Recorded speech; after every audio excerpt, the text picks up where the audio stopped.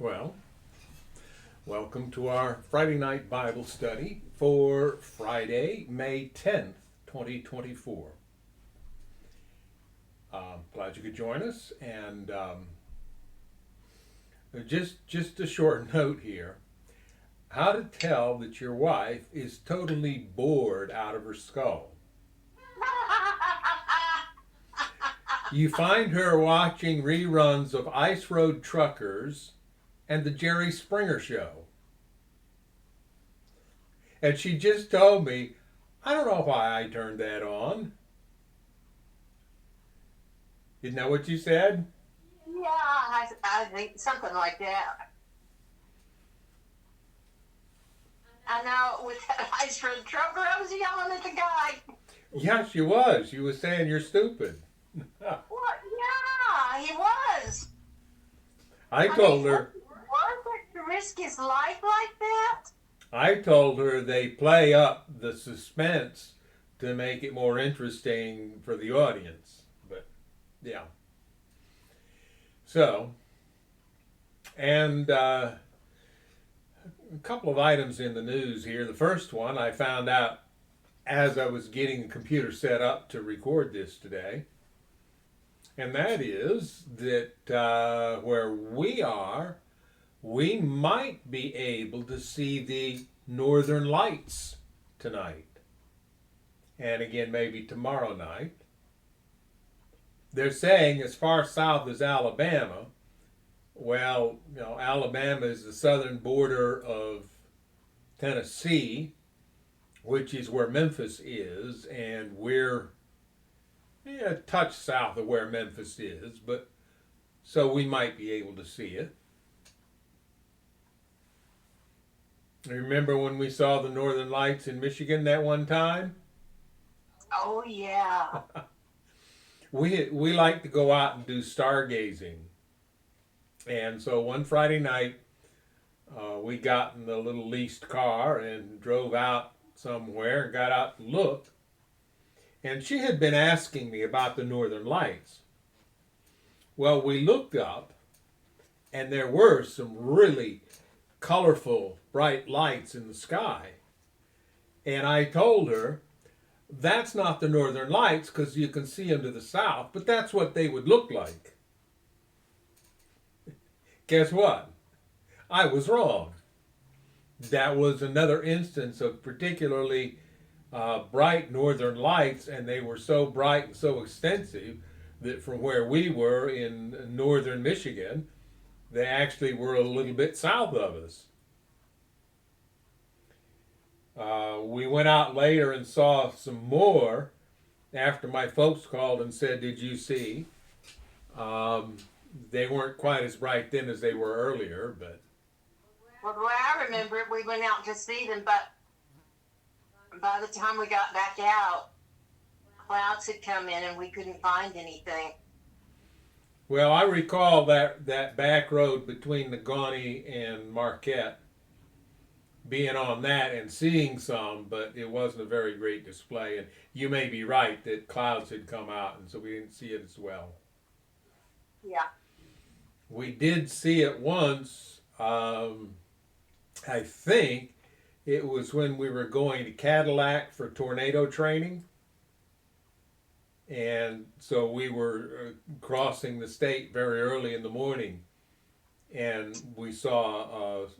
Wasn't that the night we spent the night at the camp? And you were going down somewhere for teacher in service? That could be. I don't. I just remember we were on an east-west road, and we could see them off to our right because we were going west. And we stopped and got out and looked at them, but they weren't very bright that time, but you Yeah. could see them. So don't know if we'll see them here tonight or if it'll be cloudy. It is sunny outside right now, so who knows? We might get to see something. The Space Weather Agency has issued for the first time since 2005 a severe sunstorm warning. And one of the results of sunstorms is the aurora borealis.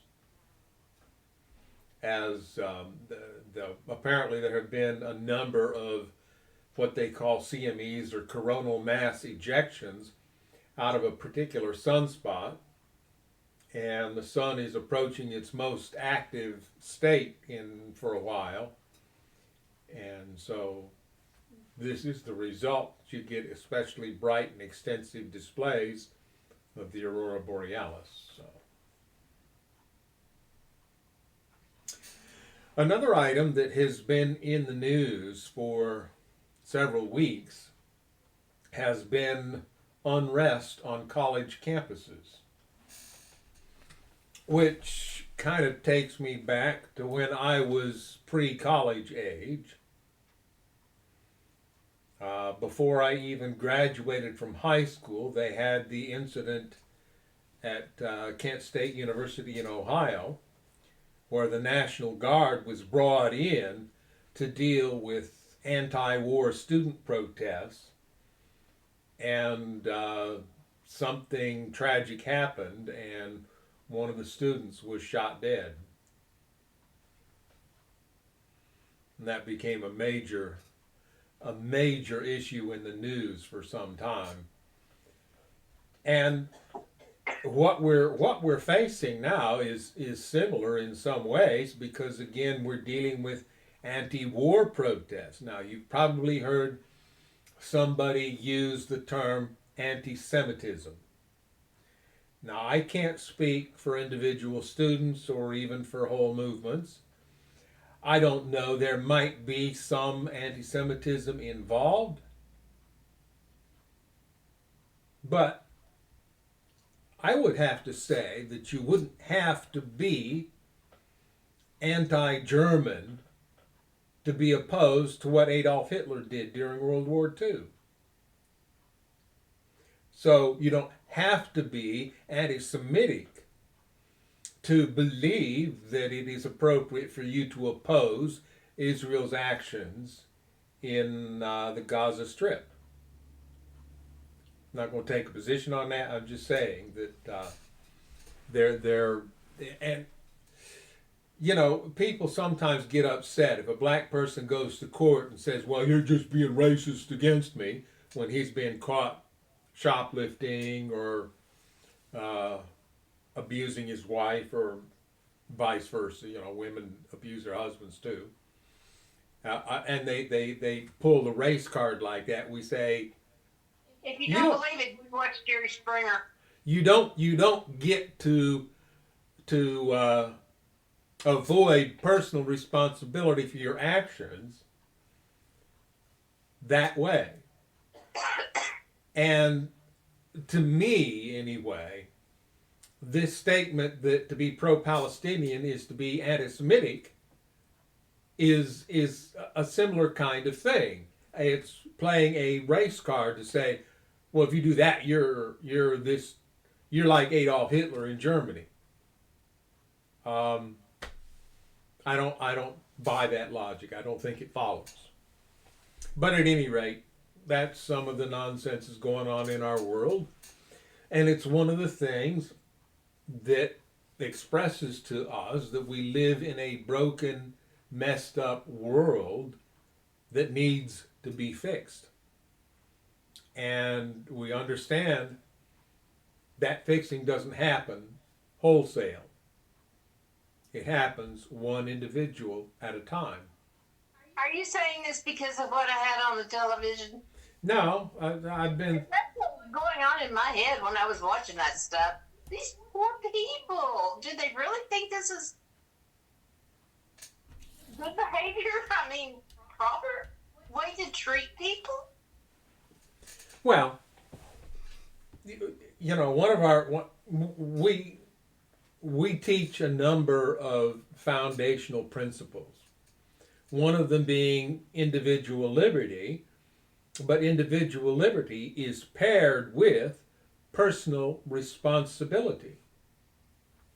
And we do note that a person's brokenness may well be the result of abuse that they have suffered through their lifetime, particularly as children, because as children, humans are at their most vulnerable and they're most likely to develop faulty coping mechanisms if they're exposed to abuse at a time when they are powerless, which is the situation particularly for young children, when they don't have any way to escape the pain that's being inflicted on them. And that pain can be physical, emotional, and so forth. However, having said that, we don't offer that as an excuse to get away with whatever you want to. Personal responsibility still stands. You are still responsible for controlling your own behavior, and if you fail to, because of the broken coping mechanisms, then you have personal responsibility to deal with the consequences of your actions. And part of that is not blaming your actions on someone else. In other words, explaining the broken system that produced you helps us understand how to prevent occurrences of that in the future, if people will listen. It should not, however, be used by the individual to escape the natural consequences of their choices and actions. That's what personal responsibility is about. Now, the principle, the life approach that makes personal liberty possible is agape love. The love that Jesus demonstrated as a human being living on this planet. And right and wrong aren't determined by some list of rules. Right and wrong are determined by whether or not an action is compatible with that principle of others-centered, disinterested, unconditional love. And there are a lot of things in this world that are perfectly legal that are not compatible with a lifestyle of love. And I think that may be one reason why so many people are attracted to and viciously defensive of a legalistic religion. Because a legalistic religion looks at the law, some written code, as the determinant of right and wrong, and then as long as you can demonstrate that you didn't violate the written code, what you did was just fine. You know. Well, if you have a written law, then you are not obligated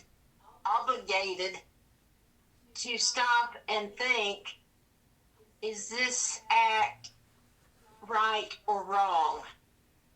Yeah, exactly.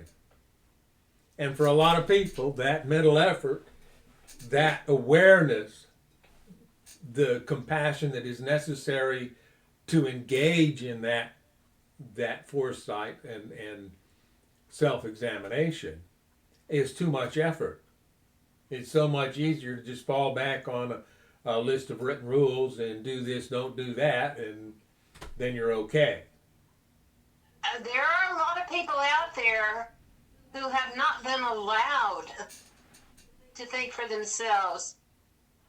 And when they are faced with the situation where they are required to make a decision on their own, they are incapable. Well, yeah. And that includes, and you know, my wife is a parent, I'm not, so I'm probably not the best one to be giving parenting advice. But a lot of parents think they're doing the right thing when they keep their children under strict rules until they turn 18. Well, once they turn 18, a lot of them will attempt to continue to try that, and some of the children will in fact submit to it after they turn 18, but legally the parents don't have any more recourse. But the children have lived under these strict rules and have not been allowed to make their own choices and have not had to face the consequences of making poor choices because they weren't allowed to make poor choices. So they get out from under mom and dad's thumb and they have a very tough time making it in life because they were never given the opportunity to make mistakes and face personal responsibility for those mistakes. You know who comes to mind when I say that? Yeah, I wouldn't say the name, but yes, I do. Well, I'm thinking of a certain young lad who was in I my know who you're school thinking of.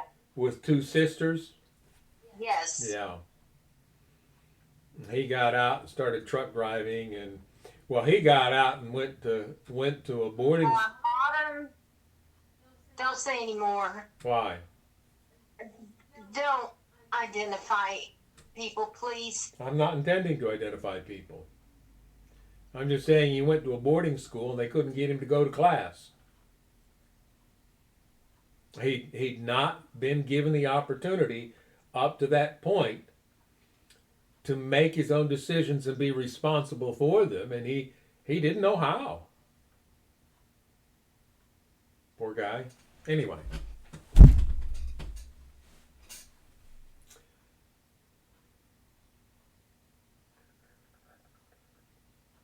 It seems like I was going somewhere with that, but yeah.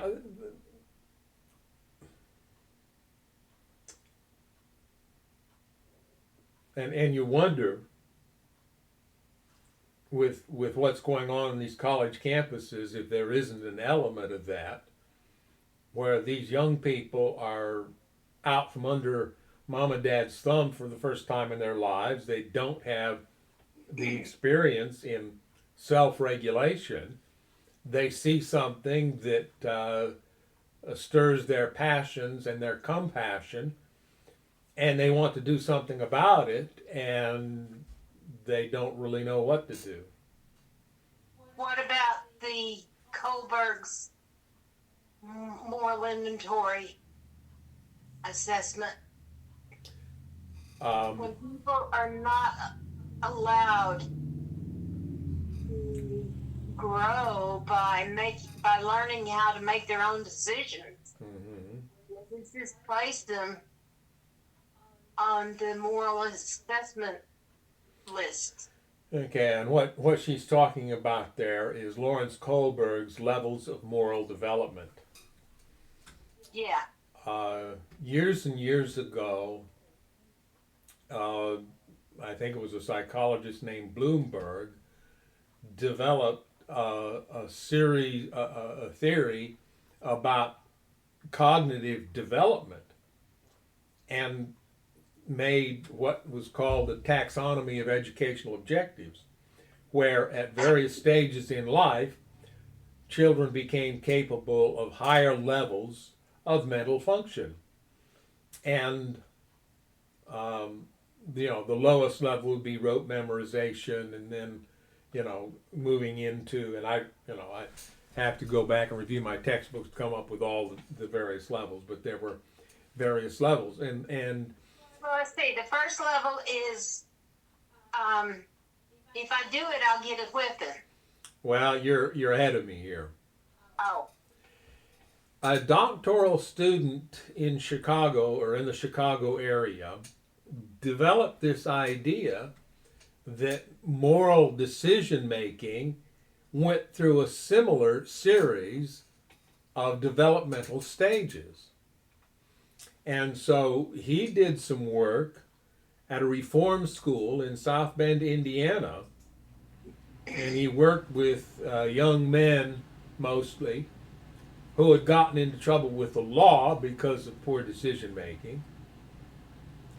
And he developed some questionnaires and so forth appropriate to his field to make determinations about these young men and to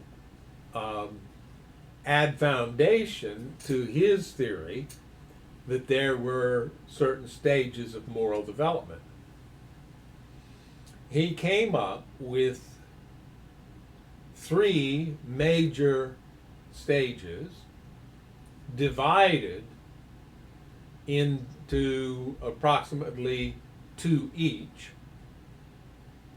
So there was the two pre-conventional stages, the two conventional stages, and then the two post-conventional stages.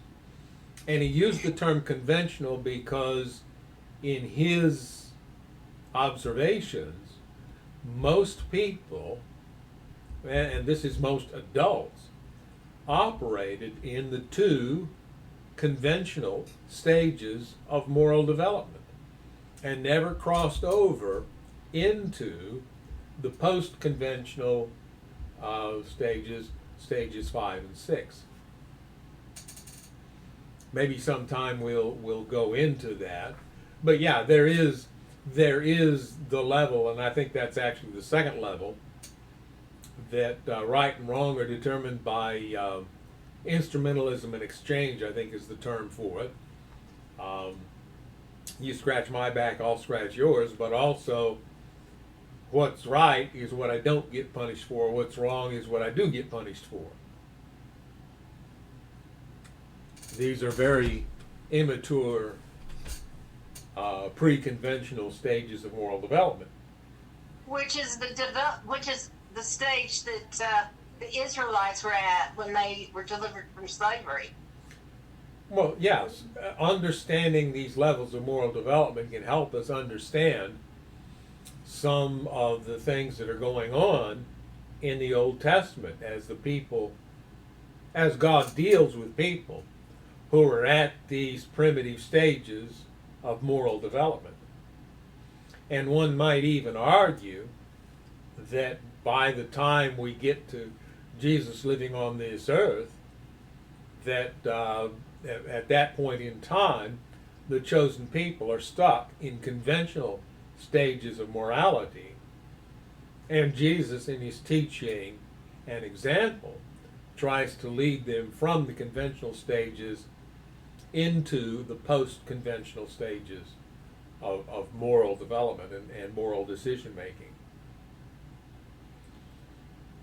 But if these things are developmental and if they take time, then part of the job of parents is to recognize where their children are in the stages of moral development and giving them activities, choices, and so forth appropriate to that level, with a goal of, when it's appropriate, advancing them to the next level and stage of moral development. And at some point that involves teaching them rules and regulations, but later on it involves freeing them from the rules and regulations and teaching them to recognize the limitations of the written rule as a guide for right and wrong.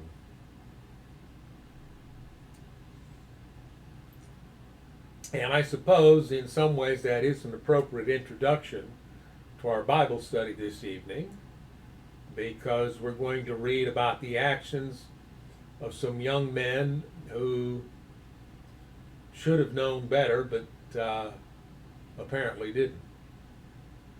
Put them on Jerry Springer. Or if they did know better, didn't live up to their knowledge level.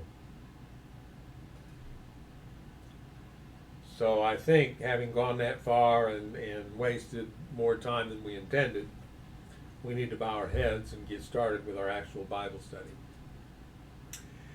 Our Father in heaven, we thank you for your blessings. We thank you for the week that we've had, for the joys and sorrows and the trials and the triumphs that have come our way during this time.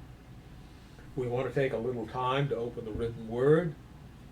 We want to find there glimpses of your love, your character of love and your goodness toward us.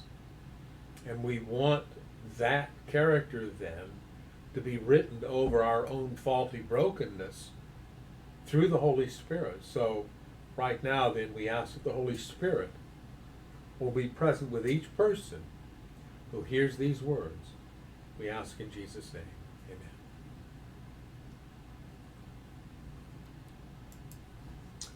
So, Genesis chapter 38.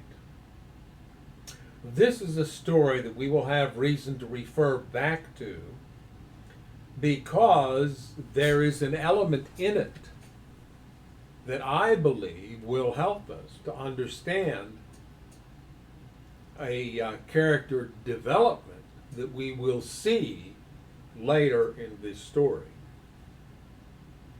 And this chapter is kind of controversial because of the uses that get made of it, particularly the first portions of this story. So we've just read the story of how Joseph was sold into slavery by his brothers and ended up in Egypt in the service of the captain of the king's guard, a man named Potiphar. Are you sure that we have sound? Yes, I checked. I can't check. I Sorry to interrupt you. I did what I usually do. I made a short recording and played it back to make sure there was audio. Okay. Sorry. So, Genesis 38 verse 1, about this time, Judah left home and moved to Adullam, where he stayed with a man named Hira. So, about this time, probably shortly after they had arranged to sell Joseph, he decided that it was time to get away from his toxic brothers and set up his own life and camp and so forth. So he goes and attaches himself to a man, probably works for this man as a herdsman. There he saw a Canaanite woman, the daughter of Shua, and he married her. When he slept with her, she became pregnant and gave birth to a son, and he named the boy Then she became pregnant again and gave birth to another son, and she named him Onan. And when she gave birth to a third son, she named him Shelah. At the time of Shelah's birth, they were living at Kezib. So this is probably a lot of history condensed into very few words. But essentially, Judah leaves his family, and we can see why he might want to, given all the stuff that's gone up to this point. Hires himself out to another man, gets married, probably at some point is able to step out on his own, and has 3 sons by this Canaanite woman, the daughter of Shua, who is apparently not ever named. In the course of time, so we're looking at probably 15 years or so, Judah arranged for his firstborn son to marry a young woman named Tamar. But was a wicked man in the Lord's sight, so the Lord took his life. Then Judah said to Er's brother Onan, "Go and marry Tamar, as our law requires of the brother of a man who has died. You must produce an heir for your brother." May we take a time to discuss the comment that you just read? Sure. That acted wickedly in the Lord's sight, and the Lord took his life. Well, clearly that's the viewpoint of the writer. And recall that the Hebrew viewpoint was that if it happened, God did it. And if God took this young man's life, well, he must have been a wicked man in God's sight. They don't know what he did, but he did something, and it was apparently wicked because God took his life. But God's not the life taker. No, he isn't. He's the life giver. And he just steps aside and lets you reap the results that you're asking for. Mm-hmm. Even though that may not be in your mind when you ask for it. Yeah.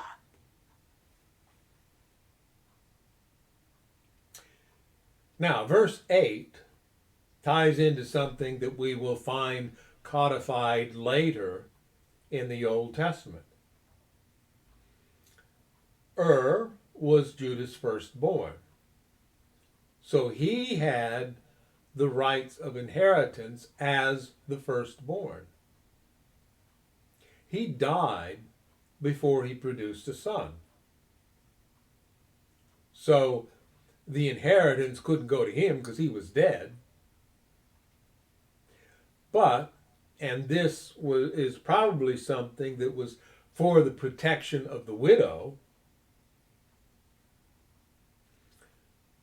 the next brother to the firstborn son had the duty to take the widow as a wife, which means it was now his duty to support her. And the first child that they had would be considered a child of the deceased firstborn. That's nasty. I'm sorry, but that's nasty. Well, we don't do things that way in our day, but that was the arrangement and the culture of the time. Well, women didn't have a say in it, so. Well, unfortunately, that's probably true. So, Judah tells Onan to go marry Tamar, and he even includes, as our law requires, of the brother of a man who has died. You must produce an heir for your brother. Now this is a very interpretive version, so. And that means that you won't get the inheritance that you might like to have because you're going to have a child for your brother, and your child will get the inheritance. Yeah, we're getting there. We haven't done that yet. I just want to read this. Here's the NIV's rendering. Then Judah said to Onan, lie with your brother's wife and fulfill your duty to her as a brother-in-law to produce offspring for your brother. Okay, and then an even more literal version, the New American Standard Bible. Then Judah said to Onan, go in to your brother's wife and perform your duty as a brother-in-law to her and raise up offspring for your brother. So all of them are quite explicit that the purpose of this relationship was that the child born would be considered Er's child and the one in line for Judah's inheritance.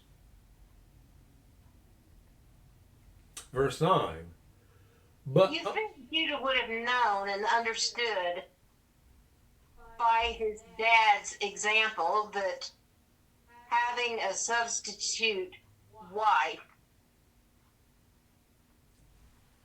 to produce a child is not a good idea. He had half brothers that were produced by women that weren't married, actually married to his dad, and then Abraham, his grandpa, had Ishmael by a slave girl. Yeah. He should have known.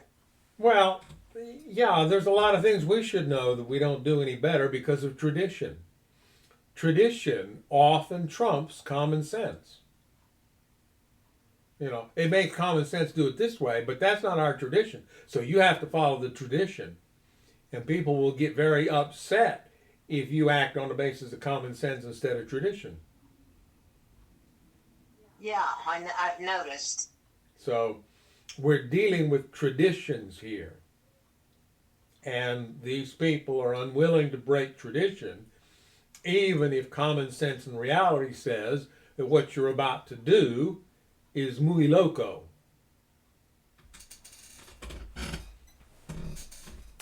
Verse 9, but Onan was not willing to have a child who would not be his own heir.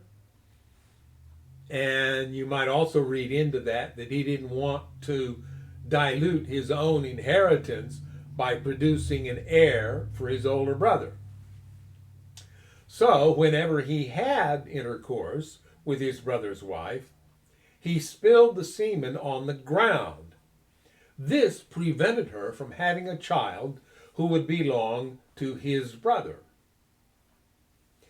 But the Lord considered it evil for Onan to deny a child to his dead brother, so the Lord took Onan's life too.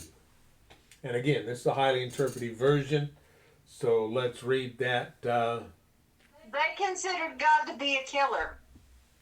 Well, they did, yeah. They did. And just remember that there is an evil one out there that we call Satan. Mm-hmm.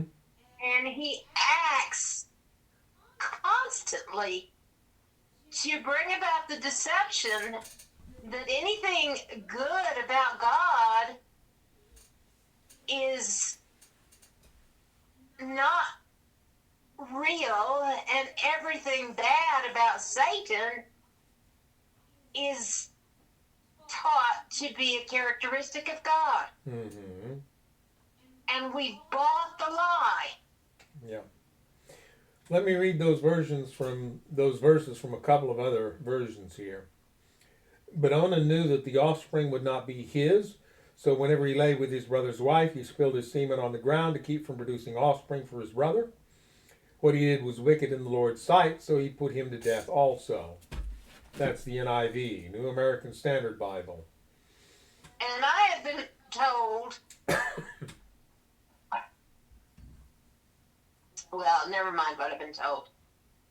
Well, I don't know how to say it nicely, so I just won't say it. We're getting there. Let's read these and then we'll move on. And Onan knew, this is the New American Standard Bible, that the offspring would not be his, so it came about that when he went into his brother's wife, he wasted his seed on the ground in order not to give offspring to his brother. But what he did was displeasing in the sight of the Lord, so he took his life also.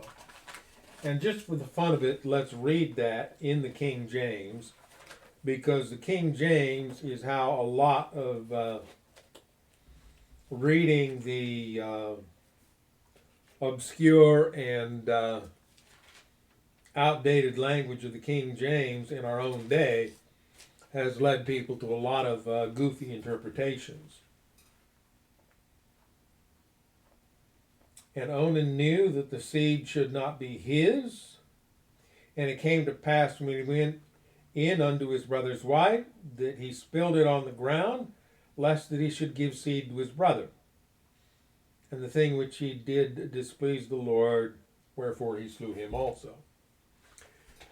The King James is a little less clear about the tradition and culture behind this practice of having a brother take his sister-in-law and have a child for his brother with his sister-in-law, which is what was happening here. Except it wasn't happening here because Onan engaged in what we call the withdrawal method of birth control.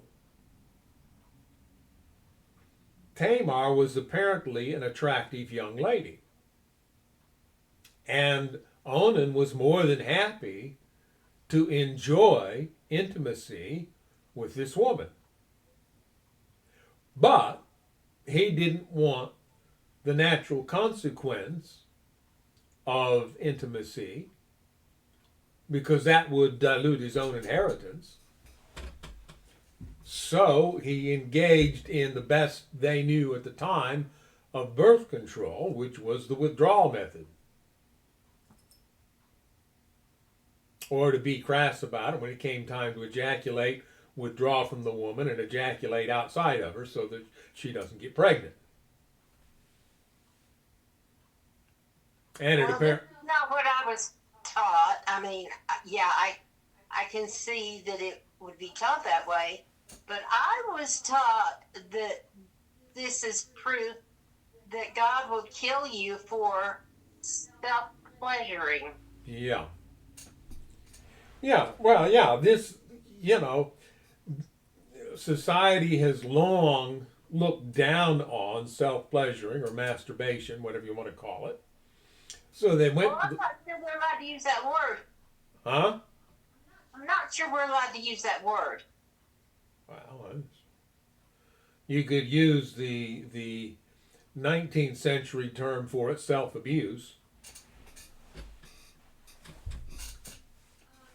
The point is, people, a culture despised this practice and wanted to squelch it out, and religious people in particular wanted to give their young people a reason not to engage in the practice.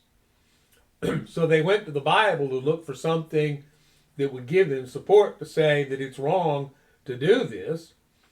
And the story of Onan appeared to be the ideal vehicle for this.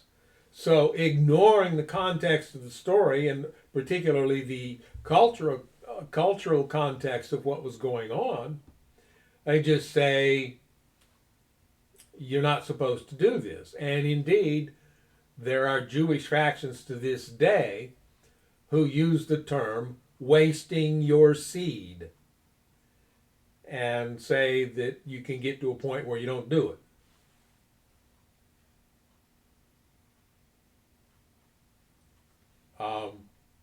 Yeah, that's, but it does. Well, if you believe Ellen White, which I don't, but I was not looking for this. I ran across it looking for something else. And she had written some nonsense about women who self-pleasure develop cancerous humors with an H. Mm-hmm. And also it makes your head cave inward, cave in from the inside. Yeah. Something like that. Yeah, there were a lot of myths propagated to discourage. Hey, you never made a mistake. Yeah. Never made a mistake. Like I said, I don't believe her. Yeah.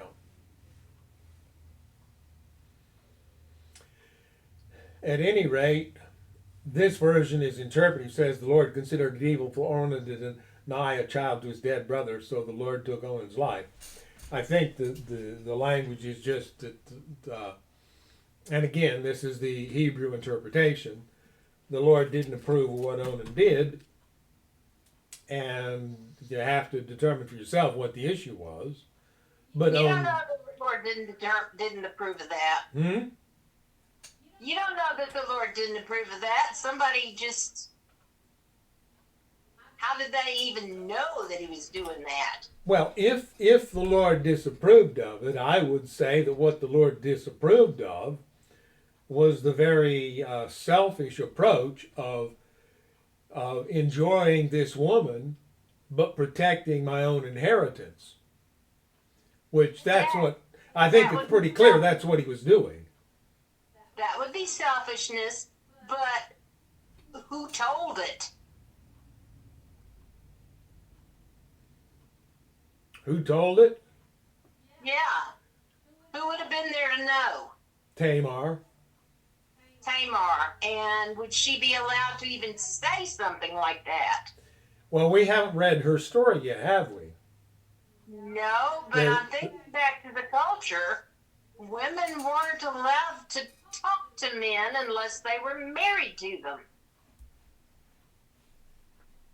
Well, we'll find out that whatever her culture, Tamar did have the audacity to speak up.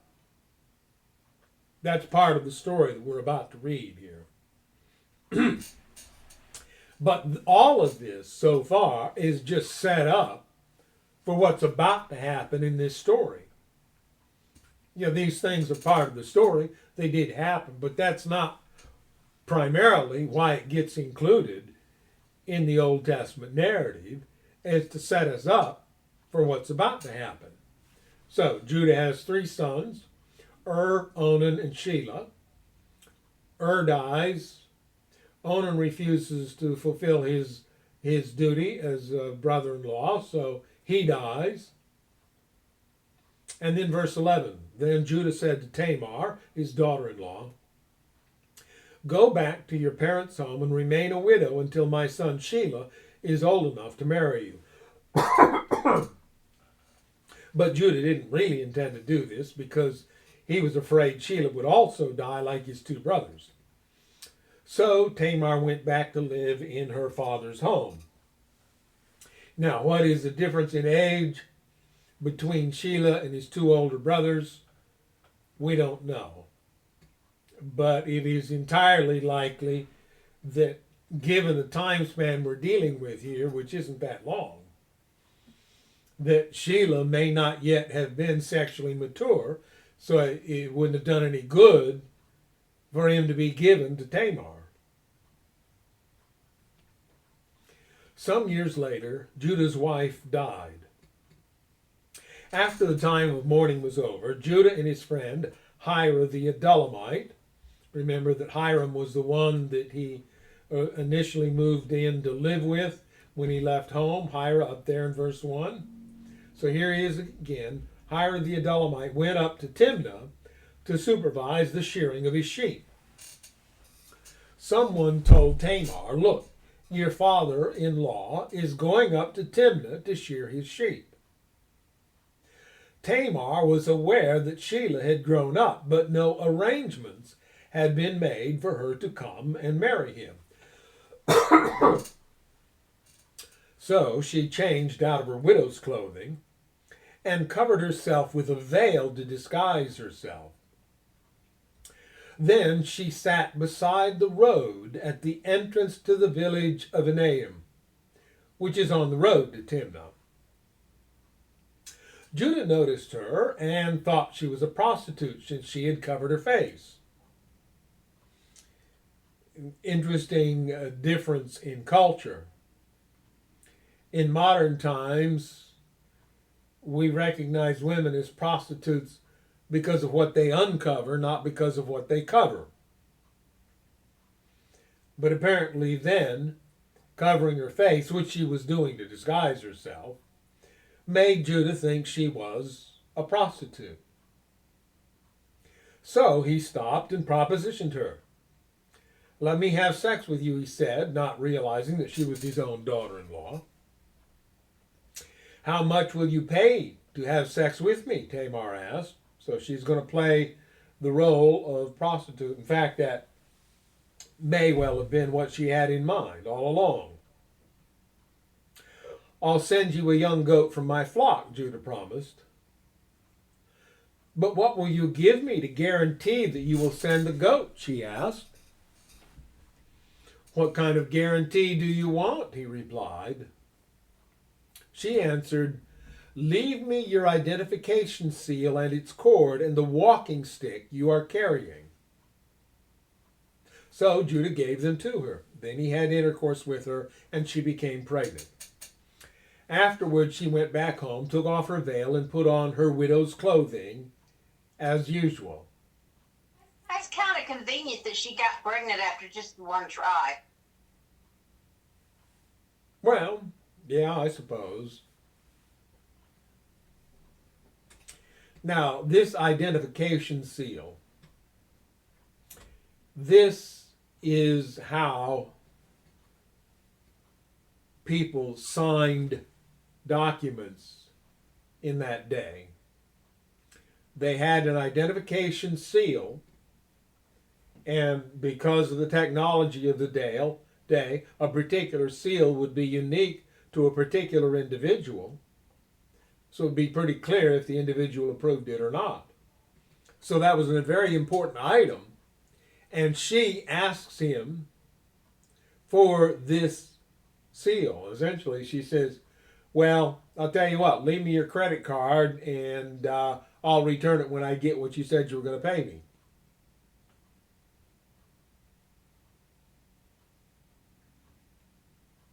And Judah, a recent widower, apparently hot enough to trot that he went along with her. Later, Judah asked his friend Hira the Adullamite to take the young goat to the woman and pick up the things he had given her as his guarantee. But Hira couldn't find her. So he asked the men who lived there, "Where can I find the shrine prostitute who was sitting beside the road at the entrance to Enaim?" "We've never had a shrine prostitute here," they replied. So Hira returned to Judah and told him, "I couldn't find her anywhere, and the men of the village claimed they've never had a shrine prostitute there." "Then let her keep the things I gave her," Judah said. "I sent the young goat as we agreed, but you couldn't find her. We'd be the laughing stock of the village if we went back again to look for her." About 3 months later, Judah was told, "Tamar, your daughter-in-law, has acted like a prostitute, and now, because of this, she's pregnant." "Bring her out and let her be burned," Judah demanded.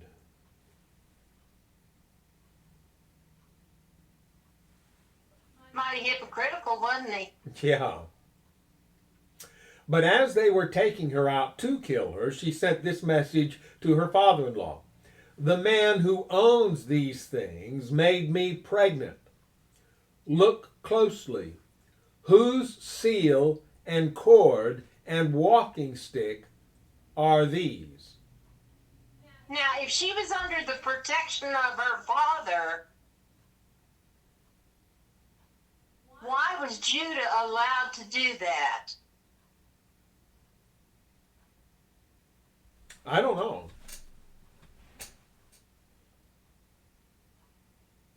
Maybe I think something may have been left out of the story. her father may have been as upset about what happened as Judah was. Well, I'm sure he was. And remember the family honor bit Oh, yeah. of that culture? So if she got pregnant when she was a widow, that dishonored the family. And so Judah just had to send word, "Hey, this is what happened," and Dad would carry it out. So, my question would be, her husband, she married into Judah's family. Her husband died. She married into Judah's family. Again, her husband died. Whose responsibility is she? Well, technically, she's Judah's responsibility, but he sent her back to her father. Kind of shirking his responsibility. Yeah. Yet, even though he shirked his responsibility, chased her off, he still feels like he's got the right to issue her death decree. Like I say, it's kind of hypocritical of him. Well, we use that term hypocritical for having a double standard, but that's a very human thing. Humans tend to think what I do is okay and justified and right. What other people do is totally unjustified, stupid, and worthy of death, even though you're doing the same things. And in fact, when you get to court, people will tell the judge, "Well, if you just knew what I knew, you'd see that I'm not responsible for this." And when the judge doesn't believe them, well, then the judge is biased against them. We're very good at self-justification. Yeah, I did something that I would request the death penalty for somebody else if they did it, but they didn't have the reason for doing it that I did, so I'm justified. It's okay for me to do it. Now, in our modern language, that's what the term hypocritical means. The original Greek, hypokrites, I think it is, was applied to actors. So when Jesus used the term, he was talking more about acting like you're good instead of actually being good. and not so much about this double standard thing. But verse 26, Judah recognized them immediately and said, "She is more righteous than I am, because I didn't arrange for her to marry my son Shelah." And Judah never slept with Tamar again. He recognized that she did what she did, trying to get what she felt belonged to her, when he didn't give it to her. And he didn't give it to her because he was afraid of losing his third son.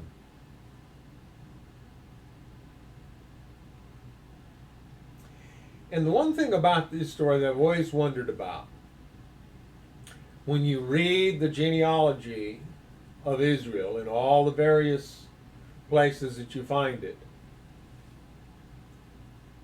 the two sons of Tamar are listed as descendants of Judah because, well, they were his sons. Shelah is never mentioned. We don't know what happened to him.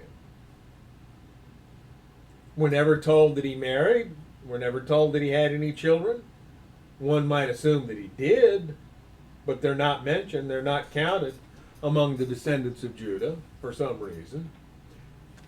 At least not explicitly mentioned as being among the descendants of Judah. There's just kind of a blank spot there that you wonder about because, well, I mean, he had 3 sons, 2 died. He has 2 sons by his daughter-in-law, and everything gets counted from those 2. When the time came for Tamar to give birth, it was discovered that she was carrying twins. While she was in labor, one of the babies reached out his hand. The midwife grabbed it and tied a scarlet string around the child's wrist, announcing, "This one came out first." But then he pulled back his hand, and out came his brother. "What?" the midwife exclaimed. "How did you break out first?" So he was named Perez, which means breaking out. Then the baby with a scarlet string on his wrist was born, and he was named Zerah. Zerah means scarlet or brightness. So Perez and Zerah are the 2 clans in the tribe of Judah from here on out. As I say, Shelah never gets mentioned again. We don't know what happened to it.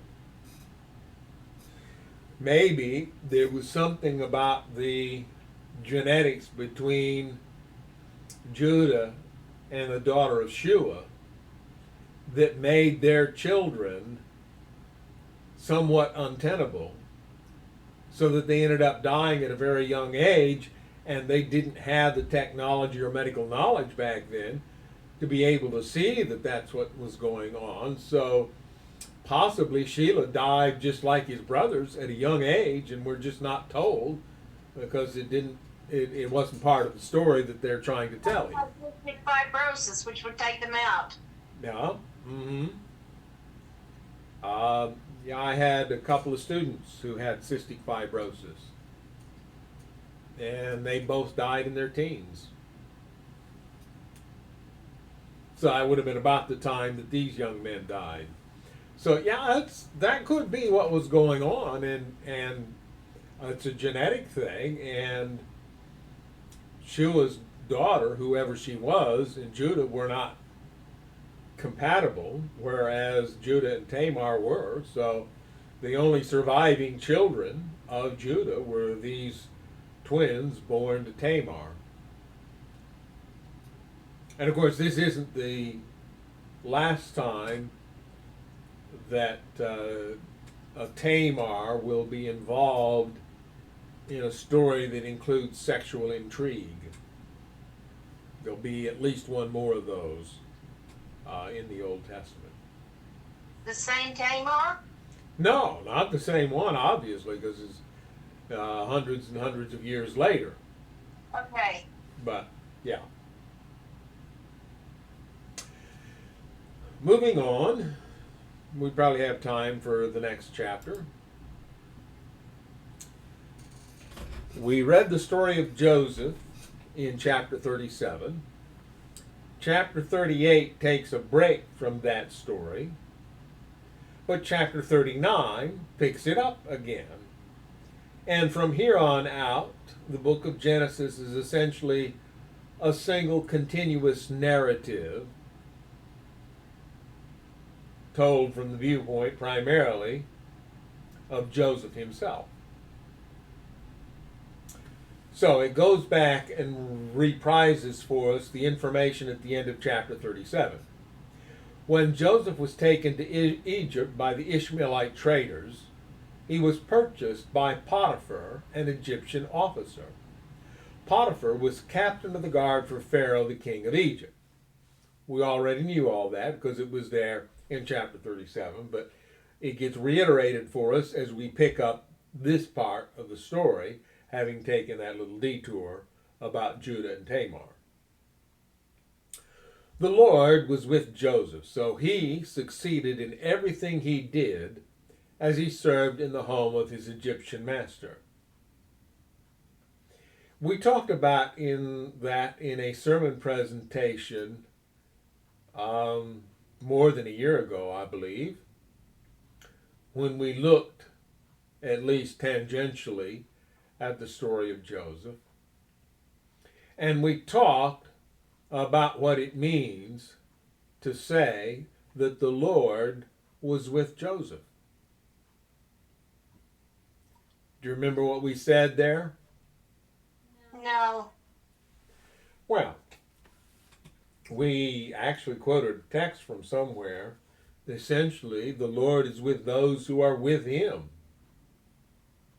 So if it says that the Lord was with Joseph, it wasn't a case of God picking Joseph out and saying, well, here, I like you, I'm going to do good things for you. But rather, it was a case of Joseph having made a commitment to his Creator and cooperating with his Creator in a way that made it possible for Joseph to excel in everything that he did. The Lord is with everybody, but not everybody allows him to make his presence known. Yeah. And he's not going to force himself on you. Right. Potiphar noticed this and realized that the Lord was with Joseph, giving him success in everything he did. This pleased Potiphar, so he soon made Joseph his personal attendant. He put him in charge of his entire household and everything he owned. From the day Joseph was put in charge of his master's household and property, the Lord began to bless Potiphar's household for Joseph's sake. All his household affairs ran smoothly, and his crops and livestock flourished. Well, this sounds a little bit like the story of Jacob and Laban. Joseph went to visit his uncle Laban and work for him, and Laban begins to prosper.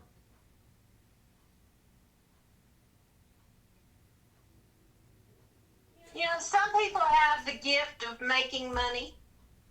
Some people have the gift of management. Yeah. And some people just can't handle it.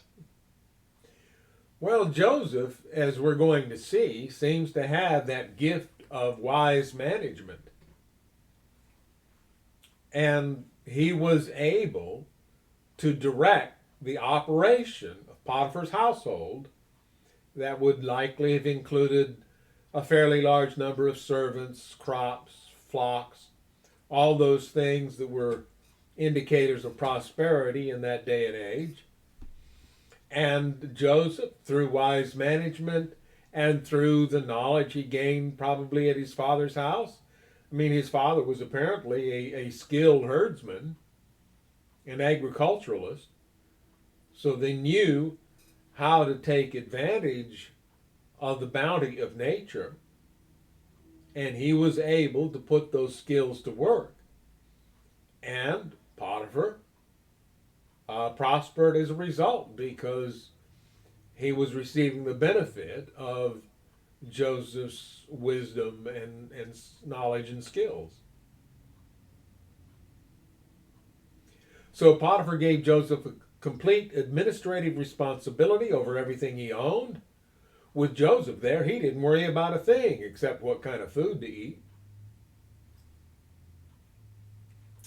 Joseph was a very handsome and well-built young man, and Potiphar's wife soon began to look at him lustfully.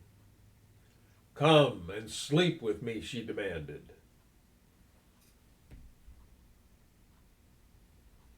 Can somebody say cougar? You know what that term means, right? I've heard it a lot, but I don't really know what it means. It's a woman who lusts after younger men. Oh. Yeah. Okay. Yeah. So, this woman, who is a woman of privilege, and therefore probably has a pretty inflated sense of entitlement, sees this hot young stud, shall we say, working in her husband's house and being put in charge of everything, and she thinks, I can have some fun here.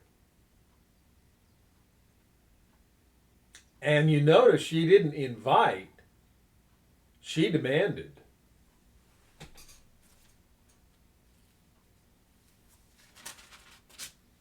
Let me see what a more literal version says there.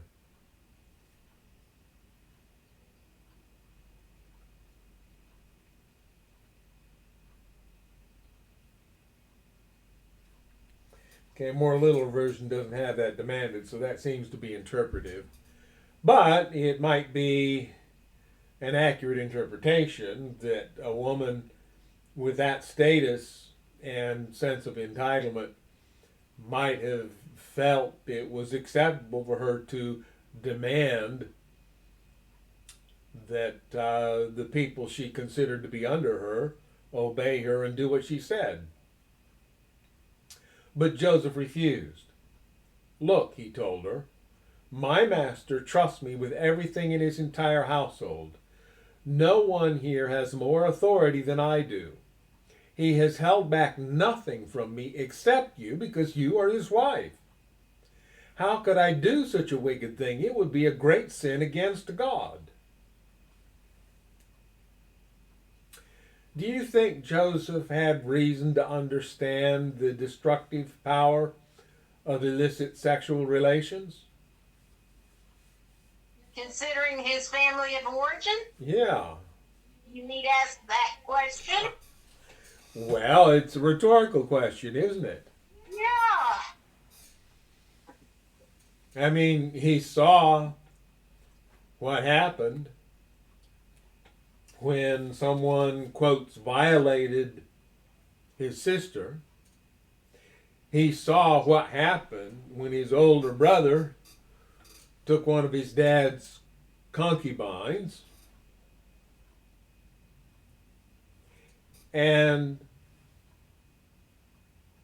He saw the results of his dad's failure to marry the correct wife the first time. yeah.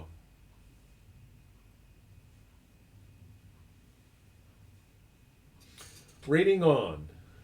She kept putting pressure on Joseph day after day, but he refused to sleep with her, and he kept out of her way as much as possible. One day, however, no one else was around when he went in to do his work. She came and grabbed him by his cloak, demanding, "Come on, sleep with me." Joseph tore himself away, but he left his cloak in her hand as he ran from the house. When she saw that she was holding his cloak and he had fled, she called out to her servants. Soon all the men came running. "Look," she said, "my husband has brought this Hebrew slave here to make fools of us all. He came into my room to rape me, but I screamed. when he heard me scream, he ran outside and got away, but he left his cloak behind with me.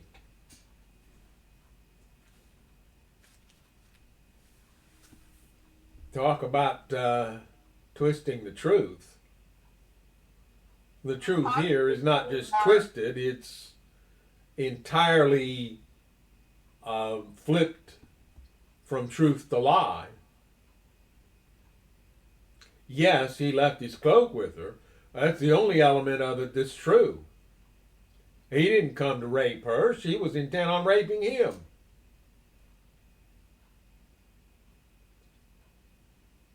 She's tried to turn it around now. She tries to make it look like he was the one after her, contrary to the truth of her going after him. She kept the cloak with her until her husband came home. Then she told him her story. That Hebrew slave you brought into our house tried to come in and fool around with me, she said, but when I screamed, he ran outside, leaving his cloak with me.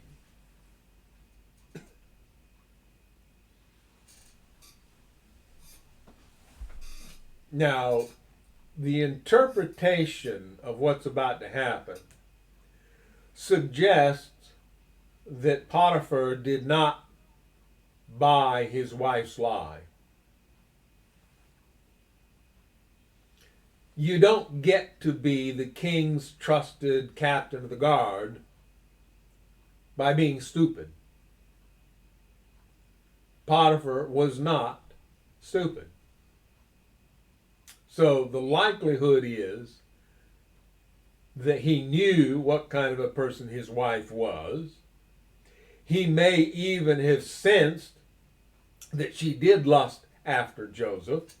And it is clear that if that's the case, that he trusted Joseph in that situation to not have done anything about it until then. So now she tells him this made-up story. And the reason people say he didn't believe her was that if he had believed her in that culture, he would have been justified in having Joseph executed. The fact that he didn't have Joseph executed, but rather put in the prison over which he was probably some level of director, suggests that he had to do something to placate his wife, but he wasn't going to go to the extreme of having Joseph executed because he didn't believe his wife.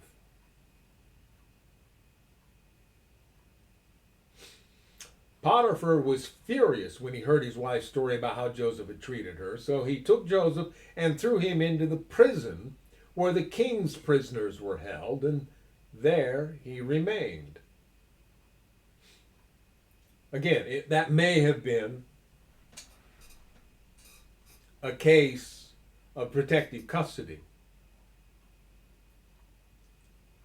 It just says he was furious. It doesn't say he was furious at.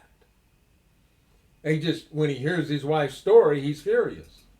Well, maybe he's furious at Joseph, but our knowledge of the culture at times suggests that he would have done a whole lot more than just throw him into prison if he'd believed his wife. He's furious because he realizes he can no longer have Joseph in charge of his estate, which puts his estate in jeopardy. Well, yeah, he's been. He doesn't want to let him go, so he places him in a place where he can continue to thrive and make Potiphar look good. Yeah. I mean, he still is Potiphar's slave. That's true.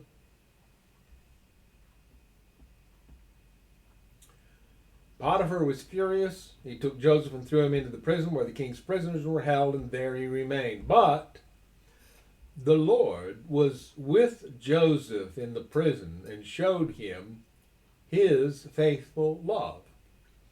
And the Lord made Joseph a favorite with the prison warden. Before long, the warden put Joseph in charge of all the other prisoners and over everything that happened in the prison.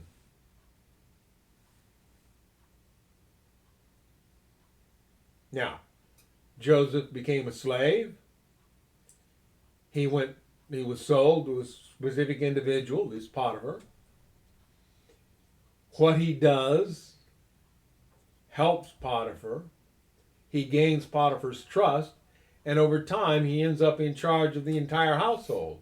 He's still a slave, but he's the top slave. He's in charge of all the others. Then this thing happens.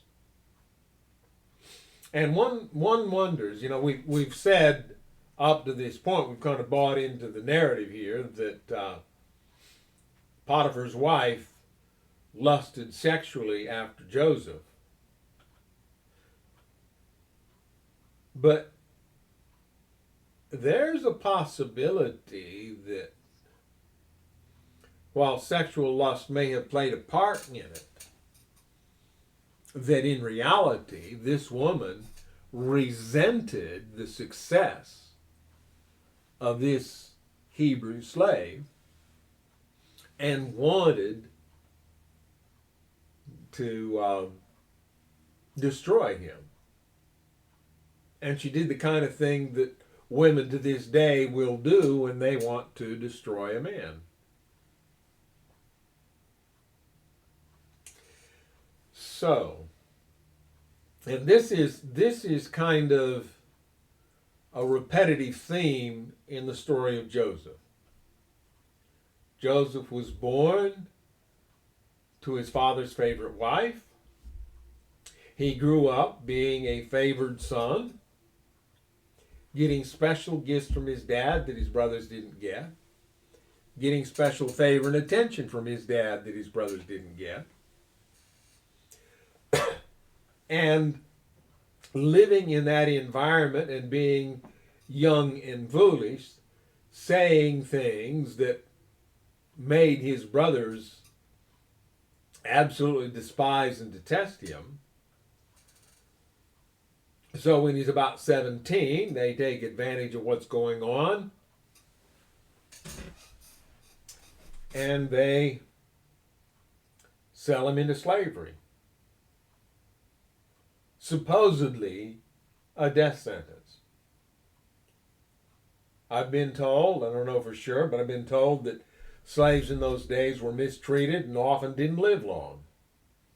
And they have suggested that Joseph's brothers knew this and figured we won't kill him outright, but if we sell him as a slave, he won't last long and we'll be rid of him and nobody will ever know what happened and we'll get away with everything. But Joseph manages to turn that misfortune around to where he has a decent position in life. Now he's hit with another misfortune and he ends up in prison. But what's he doing in prison? He's in the king's prison. Huh? He's in the king's prison, not the regular prison. Yeah. But what's he doing in that prison? He's running it. Yeah. The warden had no more worries because Joseph took care of everything. The Lord was with him and caused everything he did to succeed. And I'm looking at our time here. We're a little bit short like we were last week, but I'm wondering, maybe we will. Let's go ahead. We've got a few more minutes here. Let's go in another chapter and we'll maybe stop partway in the chapter. Sometime later, Pharaoh's chief cupbearer and chief baker offended their royal master. Pharaoh became angry with these two officials, and he put them in the prison where Joseph was, in the palace of the captain of the guard. Now there is, and let me read this in a more literal version.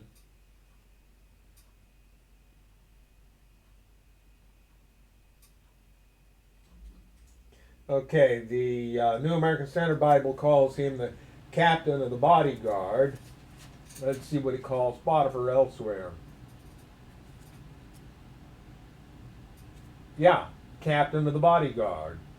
In 27:36, in 37:36, and in 39:1, captain of the bodyguard. So it's using the exact same terminology for Potiphar as it is here for who's in charge of the prison. It was in the palace of the captain of the guard, the palace of Potiphar. Essentially, Potiphar put him in his own prison. But now these two officials, the chief cupbearer and the chief baker, have been also put in prison. Now, we talked about this when we discussed who Potiphar was and how much Pharaoh had to trust Potiphar to put him in that position. Here are two more persons in positions of extreme trust. Because one way to kill a monarch is to poison his food or drink. So the chief baker, the one who provided the food, the chief cupbearer, the one who provided the drink and who probably tested it, these are again positions of great trust. You have to know that these people are going to guard your food and drink supply to make sure that a potential assassin doesn't get to you through these avenues. And if you don't trust the men who hold these positions, you're not going to let them keep operating in those positions. It's not safe, not in that world. So Pharaoh says, I don't trust you. I'm going to send you to Potiphar's prison. You stay there until I decide what I'm going to do, or until more evidence surfaces so I know who it is I can't trust. They remained in prison for quite some time, and the captain of the guard assigned them to Joseph, who looked after them. While they were in prison, Pharaoh's cupbearer and baker each had a dream one night, and each dream had its own meaning. When Joseph saw them the next morning, he noticed that they both looked upset. Why do you look so worried today? He asked them. And they replied, we both had dreams last night, but no one can tell us what they mean.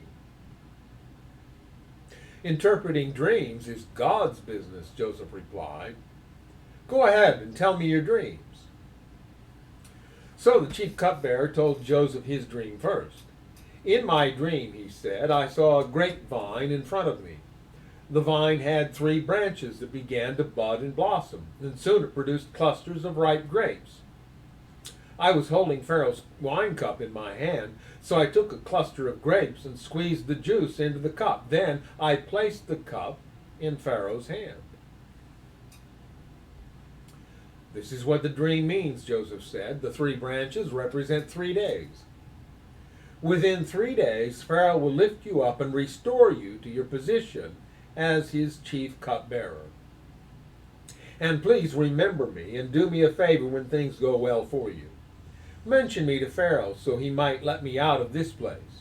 For I was kidnapped from my homeland, the land of the Hebrews, and now I'm here in prison, but I did nothing to deserve it. When the chief baker saw that Joseph had given the first dream such a positive interpretation, he said to Joseph, I had a dream too. In my dream, there were 3 baskets of white pastry stacked on my head. The top basket contained all kinds of pastries for Pharaoh, but the birds came and ate them from the basket on my head. This is what the dream means, Joseph told him. The 3 baskets also represent 3 days. 3 days from now, Pharaoh will lift you up and impale your body on a pole. Then birds will come and peck away at your flesh. Sounds to me like Joseph knew that the guy was guilty. Well, the dreams themselves were not that difficult to interpret for someone like Joseph who had experience in dreams and the interpretation of dreams. But it is possible that, being a confidant of Potiphar, that he had some inside information and knew about the investigation that likely Potiphar himself was overseeing, and therefore, It's just the way you read that. huh? It's just the way you read that. It spoke volumes that Joseph knew that the guy was in trouble. Yeah. Of course, this has been subject to interpretation and translation after translation, so who really knows? Yeah. But the way you read that, it came across as, dude, I hear you, dude, but you're in trouble. Yeah. Pharaoh's birthday came 3 days later, and he prepared a banquet for all his officials and staff. He summoned or lifted up the head of his chief cupbearer and chief baker to join the other officials. He then restored the chief cupbearer to his former position so he could again hand Pharaoh his cup. But Pharaoh impaled the chief baker just as Joseph had predicted when he interpreted his dream. Pharaoh's chief cupbearer, however, forgot all about Joseph, never giving him another thought.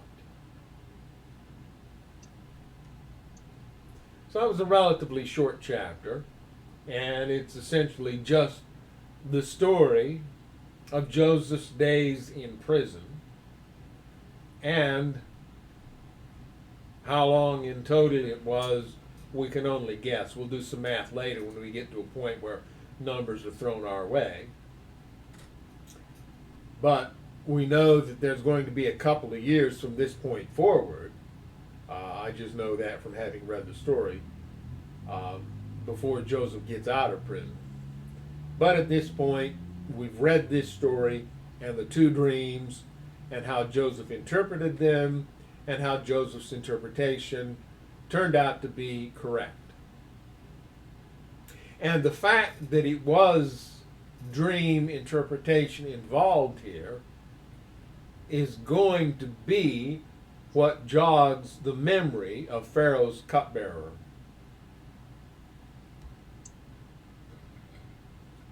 In that movie version of this story that we had, there's a British actor who plays the cupbearer who's very good at being submissive.